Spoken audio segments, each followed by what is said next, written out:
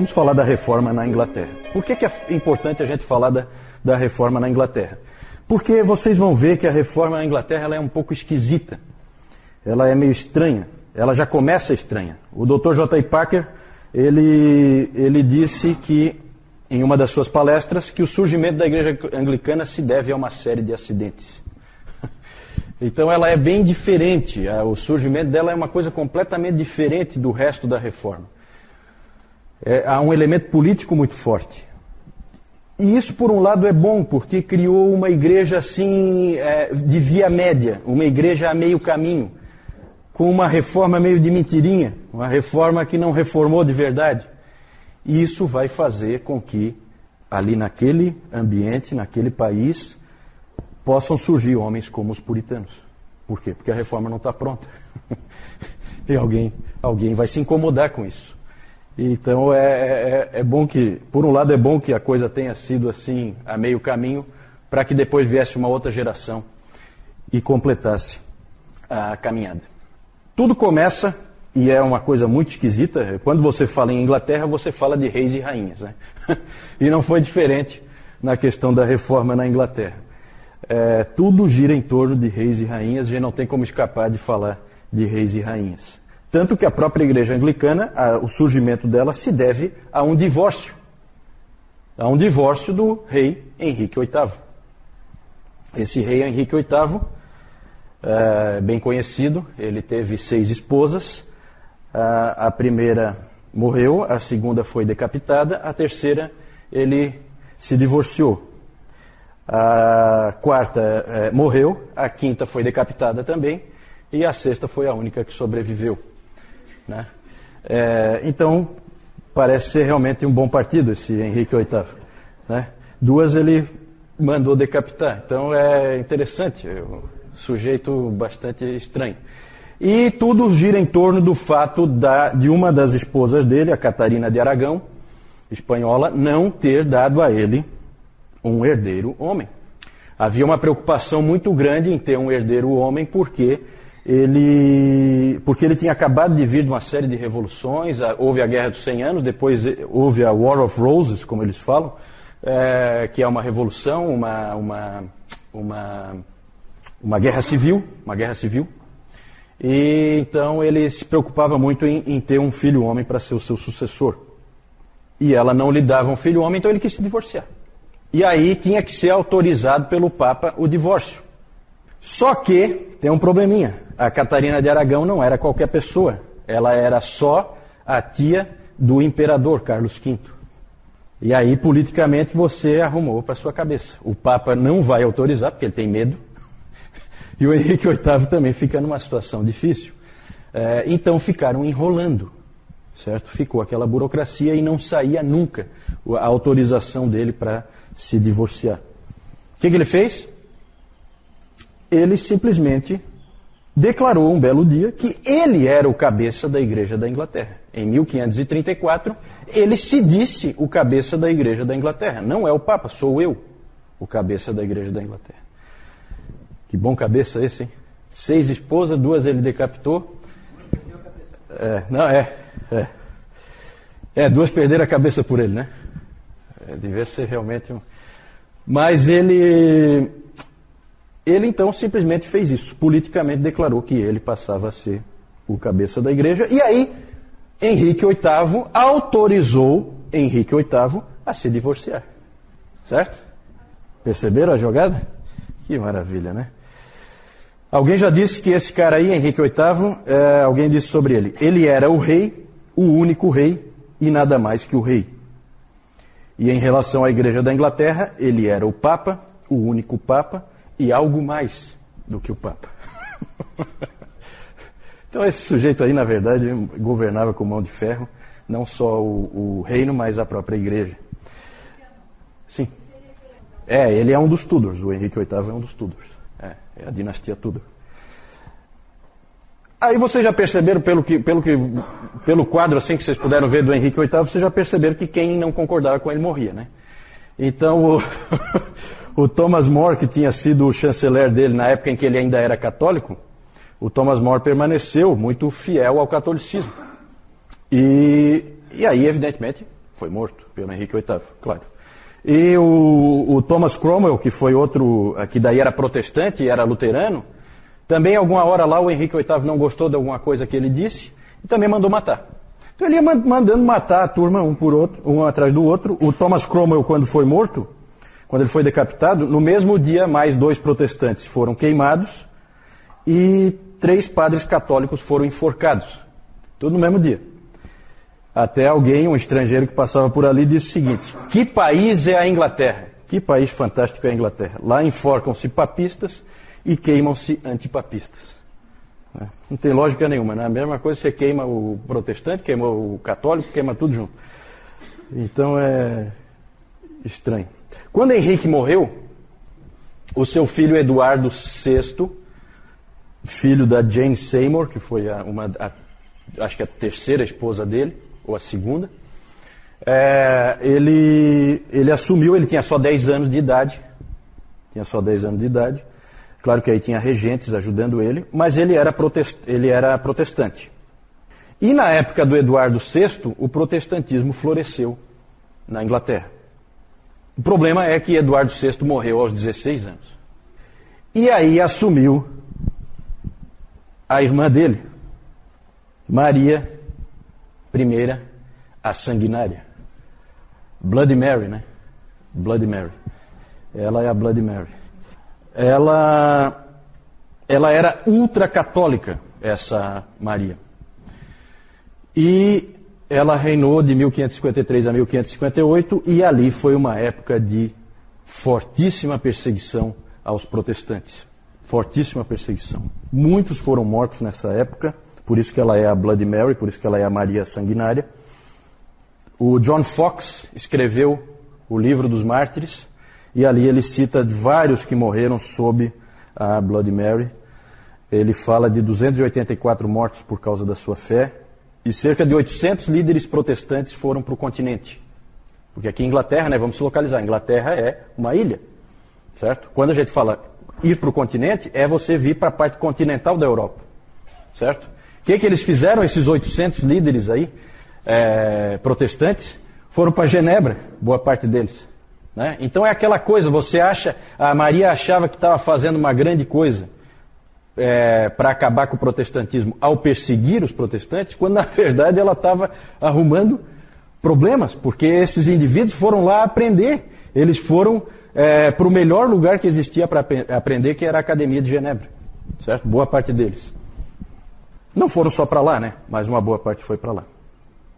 Então esses exilados acabavam indo lá e aprendendo com Calvino e companhia. E aí já viu, né? Pela providência divina, Maria só reinou 6 anos. Não durou muito o reinado dela. E aí entrou no lugar dela a sua meia-irmã Elizabeth. Na verdade, a história sempre coloca como Isabel, certo? Isabel I da Inglaterra. Só que como hoje em dia, para Elizabeth II, que é a atual rainha da Inglaterra, se fala Elizabeth, então vamos falar Elizabeth, certo? Elizabeth I, que é o nome como os ingleses pronunciam, né? Para nós é Isabel, em português é Isabel. Mas essa Elizabeth teve um reinado dos mais longos. Ela reinou, se não me engano, uns 45 anos mais ou menos. Aí dá para mais ou menos calcular. Eu acho que é 45 anos, né? Dá isso? Isso, é. Ela era protestante, e aí um monte de gente pôde de novo voltar para a Inglaterra, aqueles que tinham fugido, mas não apoiava os puritanos. Ela é aquela protestante meio caminho. Isso tudo é importante mais para frente. Na verdade, por aí vocês vão vendo o tom do anglicanismo. O anglicanismo, vocês viram mais ou menos como é que ele é construído. Em cima da figura de reis e rainhas com interesses políticos, né? Então ele é meio pobre, assim, em termos de consciência. Não há muita consciência. Ele é uma via média, né, entre o catolicismo e o protestantismo. É claro que não é só isso. É claro que você tem lá dentro acontecendo, já tinha há muito tempo, desde o tempo do Wycliffe, lembra do Wycliffe? Nós tínhamos os Lollardos que eram pregadores, que levavam as ideias do Wycliffe, que faziam a pregação da palavra. Então, não podemos imaginar que na Inglaterra foi só uma coisa do rei dizer que agora nós somos protestantes e que não havia um protestantismo real ali. Havia sim, só que não nos principais postos. Por quê? Porque o modelo é aquele modelo com bispos, então o rei da Inglaterra ou a rainha da Inglaterra nomeia os bispos e toda a estrutura da igreja é calcada em cima de questões políticas. Interessante é que, para vocês terem uma ideia do anglicanismo, como é que é, tem a história do vigário de Bray. Bray é uma cidade que tinha lá, e tinha um vigário lá, que cada vez que mudava de rei ou rainha, ele mudava. Então, uma hora ele era católico, depois ele era protestante, aí ele, né, então ele ia conforme a música, dançava sempre conforme a música. E alguém chegou para ele e perguntou assim, mas você não tem princípios? Você não segue princípios? Aí ele respondeu assim, não, eu sou um homem de princípios. Eu sempre tive um único princípio e sempre fui fiel a ele. Ser o vigário de Bray. Então ele dançava conforme a música, com isso ele não se incomodava, né? Então esse é mais ou menos o espírito. Houve então forte influência do Wycliffe lá na Inglaterra e influência de Lutero, muito forte, porque os escritos de Lutero circulavam por toda a Europa. O Lutero influenciou todo mundo. Todos os protestantes foram influenciados pelo Lutero. E lá dentro de Cambridge, da Universidade de Cambridge, tinha uma hospedaria chamada White Horse Inn, que é a hospedaria do Cavalo Branco.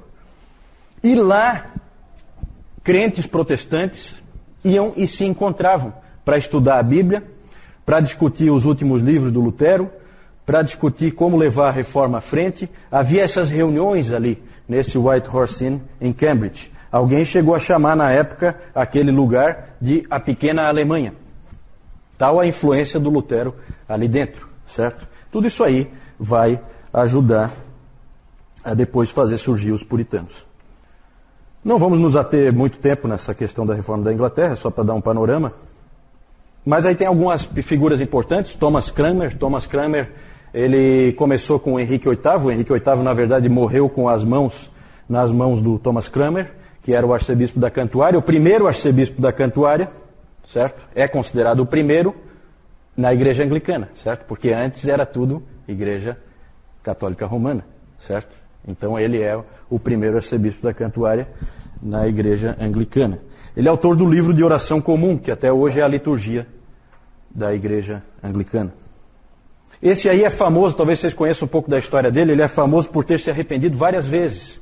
Ele dava para trás, ele era pressionado pela Maria, a sanguinária, e aí ele dava para trás, e aí ele dizia que ele não cria em nada daquilo. Não era um homem corajoso, não era, certo? E ele acabou, no fim das contas, se arrependendo do seu arrependimento, e ele, quando foi queimado, talvez vocês conheçam essa história, ele queimou primeiro a mão que assinou o arrependimento. Ele colocou a mão primeiro e ele falou algumas coisas indecorosas contra a mão dele, né?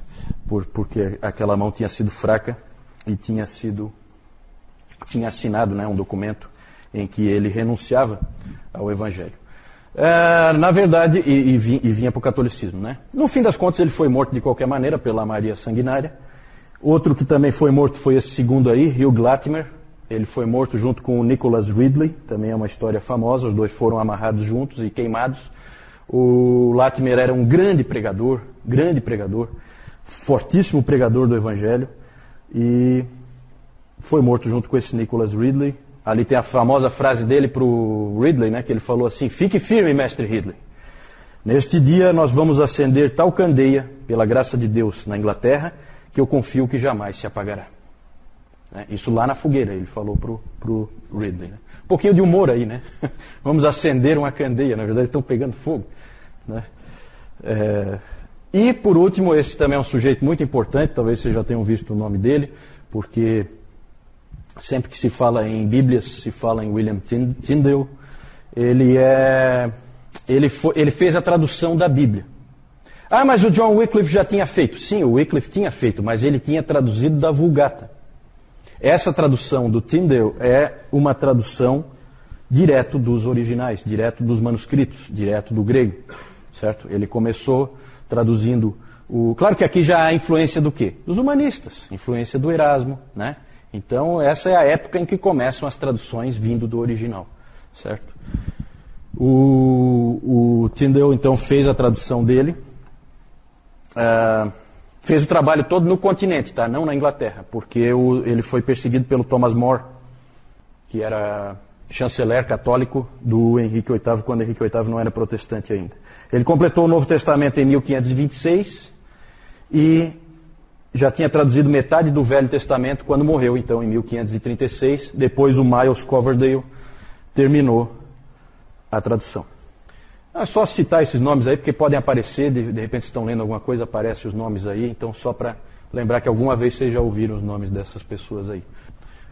Então aí, nós temos aí os reis e rainhas, né? O Henrique VIII ali, o Eduardo VI, evidentemente morreu com 16 anos, então só tem a pintura dele ainda menino, a Maria I, então a Maria Sanguinária, e a Elizabeth I.